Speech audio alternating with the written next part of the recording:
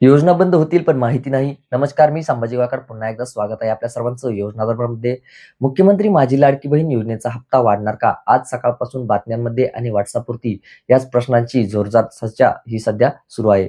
₹1500 हप्ता आता खरंच ₹2100 होणार का? चला या मागची नवीन अपडेट काय आहे ती थोडक्यात जाणून घेण्याचा प्रयत्न आपण नक्कीच करणार आहोत. आता नुकतंच पंतप्रधानांच्या आर्थिक सल्लागार समितीने एक महत्त्वाचा अहवाल प्रसिद्ध केलाय.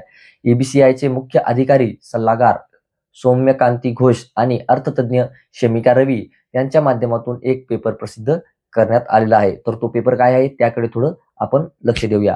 या अहवालात महाराष्ट्र राज्याची मुख्यमंत्री माझी लाडकी बहीण आणि ओडिसाच्या सुभद्र योजनेचे विशेष कौतुक करण्यात देखील आलंय. आता या योजनांमुळे देशभरातील 15 राज्यांमधील महिलांची आर्थिक स्थितीही सुधारली गेलेली आहे. त्यांच्या बँक बचत आणि इतर खर्चातही वाढ देखील झालेली आहे, असं या अहवालात स्पष्ट देखील केले गेलेलं आहे.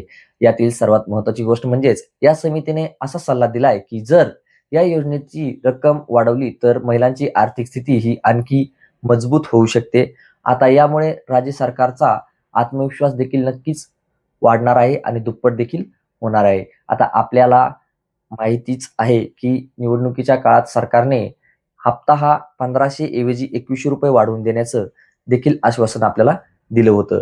काही लोकांनी योजनेला विरोध देखील केला. कोर्टात याचिका देखील दाखल केल्या. योजना बंद करण्याची देखील मागणी करण्यात आली होती. पण आता थेट केंद्र सरकारच्या समितीनेच या योजनेचं कौतुक केल्यामुळे आणि रक्कम वाढवण्याचा शिफारस केल्यामुळे राज्य सरकार याच्यावर नक्कीच गांभीर्याने काय करणार आहे तर चर्चा करणारच आहे. पण मित्रांनो, राज्य सरकारची सध्याची एकूण आर्थिक स्थिती पाहता या वर्षात ही वाढण्याची शक्यता देखील थोडी कमीच वाटते.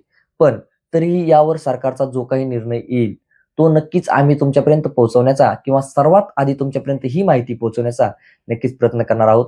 त्यामुळे ही माहिती जर तुम्हाला उपयुक्त वाटली असेल, तर नक्कीच शेअर करा. भेटूयात पुढच्या माहितीमध्ये किंवा पुढच्या व्हिडिओमध्ये नवीन अपडेटसह. तोपर्यंत धन्यवाद.